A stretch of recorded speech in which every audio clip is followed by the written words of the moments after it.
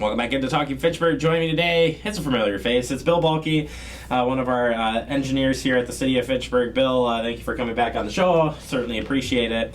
Each week we're going to talk a little bit about construction projects, focus area on the Roundabout construction at Nesbitt and Fitchrona Road, but you try to give us updates on other projects as well when you come on here. So appreciate your time and willingness to do that. I know you guys are busy. Let's start off with the Fitchrona Road.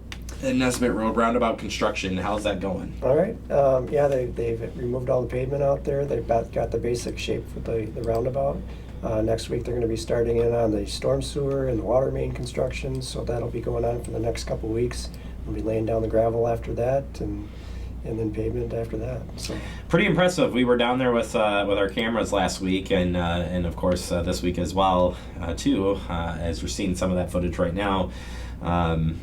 They can move that stuff out of there pretty quick nowadays. And when I was down there last week, the trucks where are they taking that fill? Like, it seems like they could like zip out of there or get back. Like, do they? Is that part of the contract to when they're taking fill out of there and stuff? Do they have to like find a place? Or is that all part of? No, that's part of their contract. They need to find a place to do that, and they found a spot nearby that could do that just to the north of McKee Road. So they were doing that and coming right back pretty quick. Well, that explains how fast they were moving, getting stuff out of there. But and pretty far down that they have to dig too, just to get the fill or just to get all of what was there out. And now when they're going in to put all these other pieces in, it's kind of a mixed bag of digging around there, I'm sure. Right. They had to dig down about 3 feet to get down to the soils and the final grade to put everything back in layers. So what they're going to be doing there is, like you said, they're going to be digging around some utilities to finish those up. How important is it to stay out of that construction zone? I mean, first and foremost, if you drive, I mean, it's a 3-foot drop off if you were even to try to attempt to do that, which you can't. It's full closure. But why do we full close this thing, and why do we need to stay out of that area? It's important to stay out of the area because it is a construction zone, and moving barricades and things like that is a $500 citation. So we need people to stay out of there for safety reasons. I've had some instances in other communities where people moved those barricades or went through a construction zone not knowing what was in there, and there's been some major damage to the vehicles and people. So. Absolutely. I remember seeing one early this year in a flood zone up in Wisconsin that a person moved a barrier and then ended up getting trapped in their vehicle in the hole. Right. And in the middle of nowhere. And they're lucky that somebody even came up to the barrier because it was in the middle of nowhere. So very significant reason not to move it. Plus, you don't know. It could be live cable, or it could be a whole slew of things. So. And then we know too, it's to move things faster along here, and that's what you can tell is they can keep on going and move this project pretty quick. Right. Makes the difference. Moving then, just looking ahead here for other pieces after they get this step done, where do they move into next then? At the roundabout, they'll be laying down the gravel after that, curb and gutter, sidewalk, asphalt, and then it'll be October. So, there'll be a roundabout and then roundabout. Yes. Fantastic. Looking at other projects around the area, we've got a few coming up here. Yep. The first one that's going to be impacted is Wayland Road. There's going to be the closure of Wayland Road next week through the end of August. So that we'll have to plan other routes to get around there. There'll be a signed detour, but that's going to be a change coming up next week.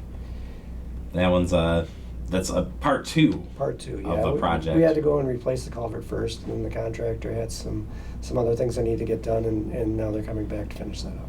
Fantastic. Well, we'll keep an eye on that, and we'll get the info out of the detour. Is it going to be the same one as before? Yes. Or similar to? Okay, perfect. There's a map online for that. And that's why I was going to get to it. If it is that one, it's online already for you, and we'll get you the details. We'll keep reminding folks for you as we move along. I have a guess on what your next project update's going to be. Whichever one you want. No. Go ahead. We'll see if I'm right here. Well, I was going to move over to East Cheryl. I was going to tell you there's probably another roundabout coming up. That's right. And East Cheryl, we heard that the T grant was awarded to Promega as part of that project. What do we got going on over there? This fall, starting September 3rd, there's going to be another full closure of East Cheryl Parkway where the roundabout is, to construct the roundabout and do some of the traffic improvements along East Cheryl Parkway. Can I be the audience and say no? Yes. But I. You may. Yeah. And only joking aside here. The improvements are going to be fantastic, but what is included in this project besides the roundabout? What are we really talking about here? Give me the details, Bill. The details. Okay, we're looking at the extension of Fahey Glen between the Lacey Roundabout and the Cheryl Roundabout. The reason we're doing that is because the ProMega R&D facility that is going in there needs better access in and out of the facility for their shipping and things like that. So that's a great project coming up. We're going to have bike improvements along there, path, sidewalk, lighting. So there's going to be a real nice project when it's done next year.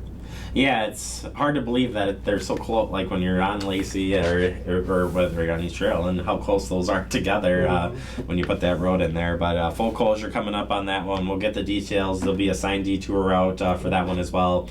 I assume that'll probably keep you on Lacey and well, what's that cross? I'm drawing a blank now. Sunflower. Sunflower, thank you. Yeah, you know. All right, real quick, anything up on Fish Hatchery? Fish Hatchery Road, we've got the project out for bid, and we'll open bids on August 6th coming up. Fantastic, right here at City Hall. City Hall.